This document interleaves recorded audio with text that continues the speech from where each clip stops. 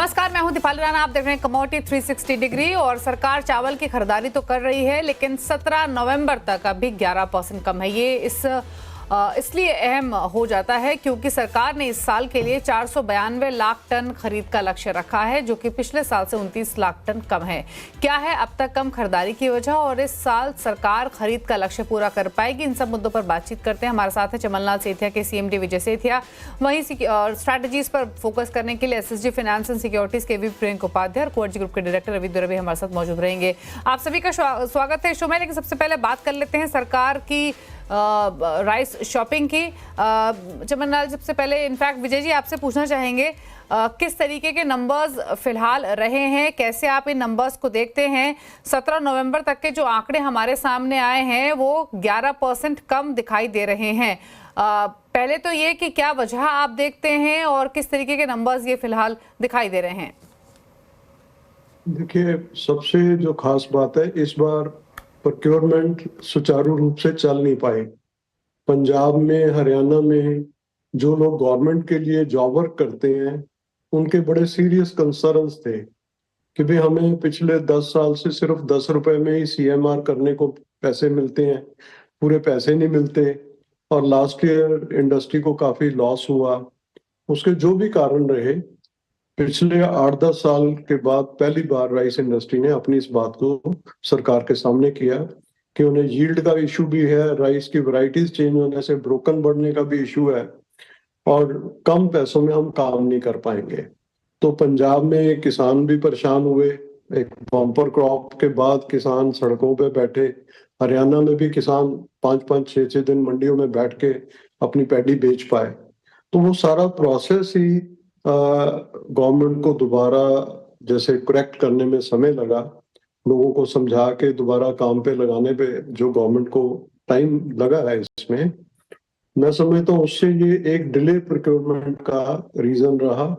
दूसरा, गवर्नमेंट के where houses में जगह नहीं है, तो वो जगह बनाने का काम भी जो सरकार को पहले करना चाहिए था, उसके कुछ कारण रहे कि पंजाब में रेल रोक दी गई तो वहां गोडाउन ही नहीं खाली हो पाए। तो पंजाब में उसकी वजह से किसानों को और इंडस्ट्री को दिक्कत और देखने को मिल रही है। तो मैं समझता हूँ कि अब क्योंकि सारी चीजें धीरे धीरे स्ट्रीमलाइन हो रही हैं, तो गवर्नमेंट अपनी प्रोक्योरमेंट टारगेट के हिसाब से पूरा कर लेगी, उसमें कोई ऐसा इशू नहीं है। लेकिन बार बार सरकार को ये समस्याएं ना देखनी पड़े, तो गवर्नमेंट को अपनी ये सीएमआर पॉलिसी को रिविजिट करना पड़ेगा कि सन 2000 से पहले जो पॉलिसी थी गवर्नमेंट की, उसमें एमएसपी भी थी और प्रोक्योरमेंट प्राइस भी थी। तो उसमें सरकार का एक ये सिस्टम बना हुआ था कि पैडी राइस मिलर परचेज करेंगे और गवर्नमेंट उसका राइस प्रोक्योरमेंट प्राइस पे एज पर गवर्नमेंट स्टैंडर्ड्स खरीदेगी। और एमएसपी को वो पैरेलल उसमें ऑपरेट करते थे कि जहां पे भी किसानों की डिस्ट्रेस सेल है या जहां पे कोई राइस इंडस्ट्री वाला बाइंग नहीं कर रहा या रिमोट एरियाज हैं, बॉर्डर एरियाज हैं, तो वहां पे गवर्नमेंट खुद परचेज करती थी। और उस काम में गवर्नमेंट पे ना तो इतना बर्डन पड़ता था, ना ही गवर्नमेंट को कभी किसी इंडस्ट्री ने या फार्मर्स ने ऐसी डिमांड्स के लिए प्रेशराइज किया था। तो मैं समझता हूँ कि सरकार को इस पॉलिसी से अब जल्द से जल्द निकलना चाहिए। इससे अगर वो चलती रहेगी तो वेयर हाउस ही भरते रहेंगे। जितनी आपकी इन्वेंट्री बढ़ती है, कॉस्ट बढ़ती जाती है और राइस की क्वालिटी भी स्टोरेज में घटती जाती है। तो इन समस्याओं को समझना चाहिए। और वर्ल्ड में ना इसकी एक एग्जांपल भी है। थाईलैंड के अंदर 2011-12 में वहां की गवर्नमेंट इसी तरह प्रोक्योर कर रही थी कि एमएसपी अगर पैडी का $200 चाहिए था, तो उन्होंने अराउंड $500 बना के टोटल प्रोक्योरमेंट, वो इसमें इतने मतलब लूप होल्स और इतनी कह सकते हो कि गलत काम हो गए कि बाद में प्राइम मिनिस्टर को उस केस में रिजाइन करना पड़ गया। तो इंडिया के अंदर हम फार्मर की हेल्प करना चाहते हैं, but this policy is not helping the farmers. MSP पे पैडी बिकती नहीं है क्योंकि हमने तो एक सिस्टम बना दिया कि एमएसपी की बिलिंग होएगी। तो फार्मर की पैडी तो 18 बिकती है, फार्मर से पूछो 20 बिकती है, लेकिन मार्केट में गवर्नमेंट उसकी पेमेंट 23 रुपए 20 पैसे से कर रही है। क्योंकि अगर क्वालिटी फेयर एवरेज क्वालिटी नहीं है, तो उसको मार्केट का दाम मिलता है, बाकी तो गवर्नमेंट की पेमेंट है और उसकी एडजस्टमेंट हो रही, तो इसलिए आई थिंक गवर्नमेंट कमेटी बना के इसको स्टडी करे और ठीक करे। जी अच्छा, एक चीज़ और बताइए विजय जी, फिलहाल आपने तमाम फंडामेंटल्स बताए क्या एग्जिस्ट करते हैं, क्या इनिशिएटिव्स या स्टेप्स गवर्नमेंट को लेने चाहिए, लेकिन अगर हम फिलहाल की स्थिति देखें तो दो तीन चीज़ें और आपसे समझना चाहेंगे अगर हम इसी न्यूज़ पे स्टिक करें। अब नवंबर में जिस तरीके का रिस्पांस मिला है, 5% जो राइस प्रोक्योरमेंट में बढ़ोतरी रही है उसकी वजह से मदद मिली है वो गैप फिल करने में, जो कि 20% तक आ गया था इस सीजन में, जो कि कम होकर सिर्फ 11% के आसपास रह चुका है। अगर हम स्टेट वाइज देखें, फिर चाहे वो पंजाब हो, उत्तर प्रदेश हो, हरियाणा हो, किन स्टेट से सपोर्ट मिलता हुआ दिखाई दिया है जहां पर प्रोक्योरमेंट बढ़ी है? प्रोक्योरमेंट तो पंजाब हरियाणा में नॉर्मल हुई है। शुरू में अक्टूबर में वो डिस्टर्ब चल रही थी और आप देखिए 20 अक्टूबर के आसपास ये दोबारा, पहले हरियाणा के मिलर्स ने काम करना शुरू किया और उसके बाद पंजाब के मिलर्स ने भी धीरे धीरे, जैसे गवर्नमेंट ने एश्योर किया कि वो उनके लिए स्पेस प्रोवाइड करेगी और उनको अपने डिस्ट्रिक्ट से अगर कहीं दूर जाके भी चावल देना पड़ेगा तो गवर्नमेंट उसकी कॉस्ट बेयर करेगी, जबकि पहले ऐसी कोई एश्योरेंस नहीं थी। तो इंडस्ट्री ने जो अपनी बातें रखी और सरकार ने जो भी उनके लिए स्टेप्स लिए हैं, वेदर दे आर सफिशिएंट और इनसफिशिएंट, लेकिन लोगों ने अपनी मिलें चलाने के लिए काम शुरू किया, क्योंकि सबके यहाँ जो स्टाफ बैठा, अगर आप उनको अनएम्प्लॉयड रखोगे तो ज्यादा दिन लेबर भी नहीं रहती और ना ही आपका स्टाफ रहता है। इसलिए वो जो मूवमेंट स्टार्ट हुई, आई थिंक अब कॉन्टिन्यूसली ये सपोर्ट बनी रहेगी। अल्टीमेटली जितना प्रोक्योरमेंट पैडी का हुआ उसका राइस गवर्नमेंट को मिलेगा और उससे गवर्नमेंट का टारगेट पूरा हो जाएगा। जी ओके ओके, और ये प्रोक्योरमेंट किन प्राइसेस पर हो रही है फिलहाल अगर देखें विजय जी? ऐसा है कि गवर्नमेंट का एक फिक्स प्राइस है 2,320 रुपए पर क्विंटल, लेकिन जब फार्मर माइन हार्वेस्टिंग करवाएगा तो उसमें मॉइस्चर 25% है, राइस ग्रेन्स है उसके अंदर 3-4%, तो नेचुरली लेने वाले को मालूम है कि इसमें से मेरे को 67% यील्ड नहीं मिलेगी, तो वो उसको मार्केट प्राइस ऑफर करता है। लेकिन क्योंकि गवर्नमेंट प्रोक्योरमेंट है, गवर्नमेंट ने अपनी प्रोक्योरमेंट आउटसोर्स की हुई है राइस इंडस्ट्री को पंजाब और हरियाणा में, तो वो कमीशन एजेंट की, फार्मर की, इन सब की अंडरस्टैंडिंग से पेमेंट तो गवर्नमेंट करेगी, लेकिन वो जो क्वालिटी का डिफरेंस है वो आपस में एडजस्ट करते हैं, तो वो भी लेकिन बहुत क्वालिटी के अच्छी साथ बात है। साथ अच्छा विजय जी, जो बीच में कुछ रिपोर्ट्स ऐसी आई थी, अच्छा इनफैक्ट बीच में दो तीन हफ्ते पहले अगर मैं बात करूं विजय जी, इनफैक्ट अभी रिसेंटली भी अगर आप डेटा देखेंगे अलग अलग स्टेट से, तो मैं स्पेशली पंजाब की बात करूं, 2 हफ्ते पहले ही बात होगी, इस तरह की रिपोर्ट सामने आई थी कि प्रोक्योरमेंट डिलेज जो देखने को मिले हैं वो अब तक इस तरीके के डिलेज देखने को नहीं मिले। जैसे आपने भी मेंशन किया, स्टोरेज की शॉर्टेज रही, डिले हुआ लिफ्टिंग में, पॉलिसी डेडलॉक भी एक इंपॉर्टेंट रीजन है, फार्मर्स को मजबूरी में जो चावल है वो बिलो एमएसपी बेचना पड़ा। तो ये जो बिलो एमएसपी सेलिंग वाली सिचुएशन है, अब लगता है कि जैसे जो इम्प्रूवमेंट देखने को मिली है नवंबर में, यहाँ से जैसे आपने भी कहा कि शायद अपने प्रोक्योरमेंट टारगेट सरकार मीट कर लेगी, अब स्थिति यहाँ से बेहतर दिखाई दे रही है, अब इस तरीके की नौबत शायद ना बने कि बिलो एमएसपी बेचना पड़े किसानों को। नहीं, देखिए ऐसा गवर्नमेंट का जो प्रोक्योरमेंट पीरियड है वो एक लिमिटेड पीरियड है, जिसके अंदर उन्होंने अपना मटेरियल जो भी है फार्मर से प्रोक्योर करना है, तो वो तो ऑलमोस्ट उनका प्रोक्योरमेंट हो गई। लेकिन जो बात आपने डिस्ट्रेस सेल्स की और फार्मर्स को दिक्कत की बात आई, वो पंजाब की कुछ मंडियों में ऐसा हुआ कि अगर गवर्नमेंट स्टॉक नहीं लिफ्ट कर रही, जो पैडी जिस भी रेट पे बिकी थी, अगर टाइमली उसकी लिफ्टिंग नहीं हुई और उसके बाद कमीशन एजेंट फार्मर से ये कह रहे थे कि जो शॉर्टेज आएगी वो भी तुम्हें देनी पड़ेगी, तो फार्मर इससे भी अपसेट होता है कि जब मैंने पैडी बेची उसका रेट मेरे को जो भी आपने दिया, लिफ्टिंग अगर टाइम पे नहीं हो रही तो उसका खमियाजा भी मेरे से क्यों मांग रहे हो। तो ये इसलिए मैं कह रहा हूँ कि ये ग्रॉस रूट प्रॉब्लम्स को अच्छे से समझ के हल करना पड़ेगा। बोलने को तो किसान कह देते हैं भारत सरकार नहीं कर रही, राज्य सरकार नहीं कर रही, ऐसा कुछ नहीं है। ये जो पॉलिसी 2000 के बाद बनी उसकी वजह से ये दिक्कतें बार बार बनती जा रही हैं। इस सिस्टम के अंदर जो वीकनेसेस आ चुकी हैं वो 2000 से पहले वाली पॉलिसी में बिल्कुल नहीं थी। 2000 के बाद जो ये पॉलिसी चेंज हुई, एक साल पैडी पे बरसात ज्यादा पड़ गई, क्वालिटी में डैमेज डिस्कलर ज्यादा आ गया, इंडस्ट्री ने उस समय इतना ड्राइंग फैसिलिटी नहीं थी, कंप्लेंट की कि हम राइस अच्छा नहीं दे पाएंगे, रिलीफ दे दिया गवर्नमेंट ने भी डैमेज डिस्कलर 2-3% एक्स्ट्रा भी सरकार एक्सेप्ट करेगी। एक साल में इसी बात पे पवार साहब ने 3% यील्ड कम अलाउ कर दी कि 67% की बजाय ना 69 की बजाय आप 66 दे दो। तो इस तरह की एडजस्टमेंट करते करते सरकार को शायद ये लगा कि किसानों का सारा धान हमें ही लेना चाहिए, तो आपने इंडस्ट्री जो लगवाई है उसकी कॉम्पिटिटिवनेस खत्म हो जाती है, इंडस्ट्री की ग्रोथ खत्म हो जाती है अगर सिर्फ जॉब वर्क में काम करेगी। तो जो पहली पॉलिसी थी उसमें 75% पैडी मिलर्स परचेज करते थे अपने अकाउंट में, और गवर्नमेंट 25% तक, मैक्सिमम 10 to 25% जो भी बाइंग करती थी वो उन्हीं एरियाज में बाइंग करती थी जहां पे राइस मिलर किसान से पैडी नहीं खरीदते थे और उस पैडी का जॉब वर्क होता था। तो वहां पे दो तरह के फंड्स यूज होते थे, दो तरह की नॉलेज यूज होती थी। उसमें से मार्केट के दूसरे सेगमेंट्स को कैटर करने के लिए यही राइस मार्केट की प्राइसेस कंट्रोल करने में हेल्प करता था कि आपने 75% गवर्नमेंट को दिया, 25% गवर्नमेंट ओपन मार्केट में सेल किया, और गवर्नमेंट अपना राइस जो था वो जॉब से जी। तो वो सबके लिए विन विन सिचुएशन थी। अब क्योंकि इतनी पुरानी पॉलिसी है, इस पॉलिसी के अंदर सबको समझ आ गई कि गवर्नमेंट के पास कोई अरेंजमेंट नहीं है, राइस मिलर ने गवर्नमेंट के बिहाफ पे खरीदनी है, क्योंकि आउटसोर्स किया है। अगर मिलर मुंह फुला के बैठ जाता है कि मैं परचेज नहीं करूंगा, मेरे को लॉस होता है, तो फिर government will go. So government should go back to its old policy. इस पॉलिसी में कुछ गेन नहीं हो रहा, इसके अंदर बहुत ज्यादा वायरस आ चुका है इन लास्ट 20 ईयर्स जी।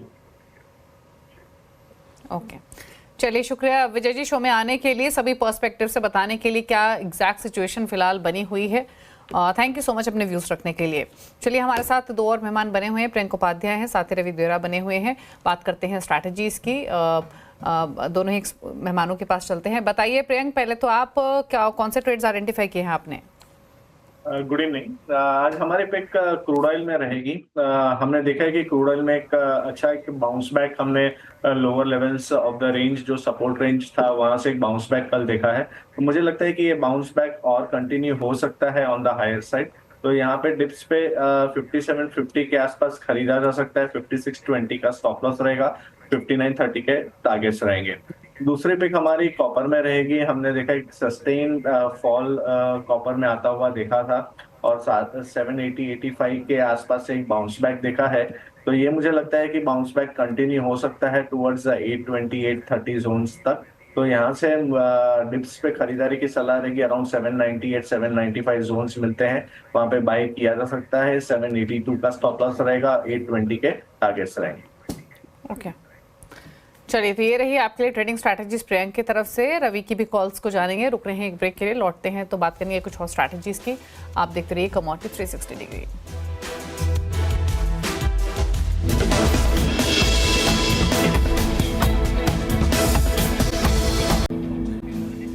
आप देख रहे हैं कमोडिटी 360 डिग्री। प्रियंक उपाध्याय और रवि देवरा हमारे साथ बने हुए हैं। बात करते हैं स्ट्रैटेजीज की। पहले चलते हैं अब रवि के पास। रवि बताइए, कुछ ट्रेड्स आपने आइडेंटिफाई किए हैं क्या? जब से थोड़ा मीन्स के दोपहर के बाद थोड़ा सेफ हेवन बाइंग अच्छी गोल्ड में आ रही है, मुझे लग रहा है कि यहाँ पे थोड़ा फोकस करें। 75,500 पे गोल्ड बाई करें। स्टॉप लॉस 75,220 का लगा है, और अपर साइड 76,200 तक के टारगेट की उम्मीद करनी चाहिए। तो नॉन एग्री बास्केट से मुझे लग रहा है कि गोल्ड में आउट परफॉर्मेंस देखने को मिल सकता है। एग्री बास्केट में मेरे हिसाब से धनिया एक बेटर कॉमोडिटी है, वहां पे आप बाई कर सकते हैं। 7600 पे प्राइसेस आए तो वहां पे बाई करें। नया कॉन्ट्रैक्ट बाय करना है आपको, दिसंबर का कॉन्ट्रैक्ट। स्टॉप लॉस लगा है अराउंड 7520, और अपर साइड जो टारगेट है वो 7800 तक आते हुए दिख सकते हैं। प्रियंक, सिल्वर पर आपकी राय क्या रहेगी? जो रिकवरी हमने बनते हुए देखी वो सस्टेन हो रही है, आज भी प्राइसेस ऊपर हैं। क्या स्ट्रैटेजी है इन स्तरों से सिल्वर पर? देखिए, सिल्वर में भी जो अंडरटोन है वो बुलिश है। जिस तरह का फंडामेंटल न्यूज़ आ रहे हैं, एक सेफ हेवन अपील दिख रही है गोल्ड में, तो उसका एक फायदा सिल्वर को भी मिल रहा है। तो सिल्वर में हमने देखा कि 87,000 से ऑलमोस्ट अभी 91,000 4,000 पॉइंट्स का जंप ऑलरेडी देख चुके हैं। अभी भी थोड़ा मुझे लगता है कि 92,000 तक ये रैली एक्सटेंड हो सकती है, बट यहाँ पे करंट लेवल्स पे रिस्क रिवॉर्ड थोड़ा अनफेवरेबल रहेगा to go on long side. तो यहाँ पे अगर करेक्शन फिर से सेट इन होता है मे बी अराउंड 89,500 के आसपास, तो वहां पे एक बाय ट्रेडर्स बाय कर सकते हैं। ओके एक राय नेशनल गैस पे भी ले लेते हैं रवि। यहाँ भी विंटर्स जैसे जैसे बढ़ रही हैं, प्राइस एक्शन यहाँ भी बढ़ते हुए दिखाई दिया है। नेशनल गैस 270 पर आ चुका है, अब MCX पर क्या रहा है इन स्तरों से? है कि ये जो रिकवरी या पॉजिटिव ट्रेंड है वो कंटिन्यू होना चाहिए। एंड पर्टिकुलर जो प्राइसेस है वो दिसंबर के फ्यूचर के ध्यान रखें 268 के करीब आप बाय करके चल सकते हैं। स्टॉप लॉस लगाए 265 और अपर साइड जो टारगेट है वो 276 तक आते हुए दिख सकते हैं। तो मुझे लग रहा है कि यहाँ पे सीजनलिटी का एक क्लियर पॉजिटिव इम्पैक्ट आएगा और करंटली जिस हिसाब से काफी बड़े क्वांटांगों में ट्रेड चल रहा है, एक शॉर्ट कवरिंग का भी अच्छा ट्रेड बन रहा है। तो मेरे हिसाब से नेचुरल गैस में बाय करना है। जो लोग थोड़ा सेफ खेलना चाहते हैं वो ऑप्शन का यूज करें, जिसमें नेचुरल गैस की दिसंबर की 280 के स्ट्राइक की कॉल ऑप्शन को बाय कर लें। स्टॉप लॉस लगा अराउंड 10 एंड अपर साइड जो टारगेट वो 38 तक आता हुआ दिख सकता है।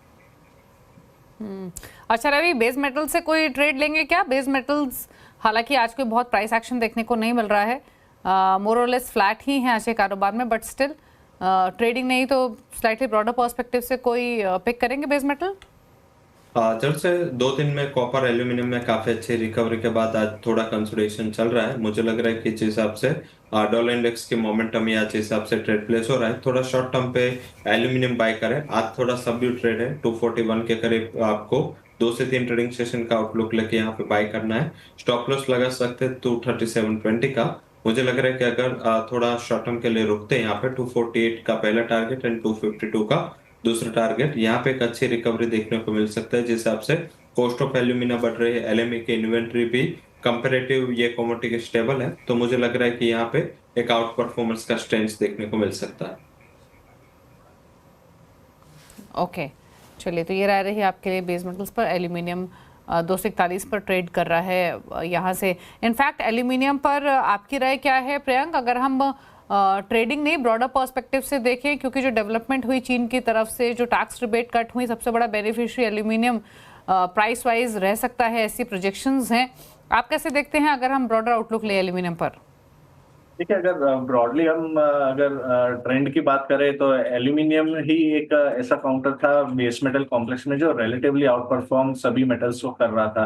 अगर आप कॉपर टू एल्यूमिनियम का रेशियो चार्ट्स भी देखेंगे तो एल्यूमिनियम में क्लियरली एक स्ट्रेंथ दिख रही थी। एंड प्लस जिस तरह से चाइना से एक्सपोर्ट रिबेट्स आए हैं तो वो एक पॉजिटिव फैक्टर का काम करेगा एल्यूमिनियम में। तो एल्यूमिनियम में मुझे लगता है कि अभी भी 250 255 तक जाने का क्षमता दिखता है। तो यहाँ पे अगर जो भी करेक्शंस आता है 240 238 जोन्स ये अच्छे सपोर्ट जोन्स है। एंड मेजर सपोर्ट मेरे हिसाब से 230 228 के आसपास रहेगा। तो वो जब तक इंटैक्ट है मुझे लगता है कि ब्रॉडर स्ट्रेंथ रहनी चाहिए एल्यूमिनियम में फॉर 250 टू 260 जोन्स। अच्छा, आपने कोरिएंडर की बात तो की रवि, लेकिन अगर हम स्पाइसेस को देखें तो एक्शन तो तेजी का आज टर्मरिक और जीरे में भी देखने को मिल रहा है। आपको लगता है कि ये सस्टेनेबल नहीं है जो मूव्स देखने को मिले हैं? टर्मरिक में थोड़ा मुझे लग रहा है कि वहां पे एक हायर लेवल से थोड़ा सेलिंग प्रेशर होगा, क्योंकि हायर लेवल पे एक अराइवल का भी प्रेशर आ जाएगा। काफी प्राइस गिरे थे, एक शॉर्ट कवरिंग ड्यू था, बट मुझे लग रहा है कि 14,800 का एक स्टीप रेजिस्टेंस है। आई थिंक वहां पे प्राइस रुकने चाहिए। अगर यहाँ से 1-2% प्राइजेस में और तेजी हो तो मेरे हिसाब से एग्जिस्टिंग पोजिशन से एक बार प्रॉफिट बुक कर लेना चाहिए। फिर से 13,500 13,600 ये एक बेटर लेवल आ सकते हैं बाइंग के लिए। तो मेरे हिसाब से काफी अच्छी रैली हो चुकी है, अभी ये लेवल पे बाय करना उचित नहीं है। यहाँ पे थोड़ा सेलिंग प्रेशर होगा। सेकंड की जिस हिसाब से मौसम में काफी परिवर्तन हुआ है, काफी सर्दियों में इजाफा हुआ है, तो आई थिंक मार्केट को एक्सपेक्टेशन है कि सोइंग एक्टिविटीज इंप्रूव होगी। तो इससे जीरा में हायर लेवल पे सस्टेन नहीं हो पा रहा है। हालांकि ऑल ओवर मुझे लग रहा है कि जीरा की जो ब्रॉडर रेंज है वो 24,300 से लेकर 25,800 यही रेंज में जीरा आगे भी ट्रेड करेगा। तो आप अगर कोई डिप मिलता है टूवर्ड 25,000 नए कॉन्ट्रैक्ट में तो वहां पे बाइंग का मौका ढूंढ सकते हैं। स्टॉप लॉस 24,700 लगा और अपर साइड 25,800 तक के लक्ष्य की उम्मीद करनी चाहिए। कैस्टर में आज जो डिप देखने को मिल रहा है, क्या लेना चाहिए ऑन डिप्स रवि? हाँ जरूर से वहां पे सप्लाई काफी थिन है, इन पर्टिकुलर जिस हिसाब से कैस्टर ऑयल के प्राइसेस है, चाइना की अपकमिंग डिमांड है, मुझे लग रहा है कि ये कमोडिटी एक अच्छा आउट परफॉर्म कर सकते हैं और प्राइसेस भी हायर लेवल से अच्छे गिर चुके हैं। 6570 पे बाय करें, 6460 का स्टॉप लॉस लगा और अपर साइड 6800 के टारगेट आपको 2 से 3 ट्रेडिंग सेशन में आते हुए दिख सकते हैं। ओके, चलिए शुक्रिया आपका रवि ये स्ट्रैटेजीज बताने के लिए, और प्रियंका आपका भी शुक्रिया हाँ अपने ट्रेड्स शेयर करने के लिए। इसी के साथ इस शो में तो इतना ही। ब्रेकर्स पर आप देखिए आवाज समाचार। नमस्कार।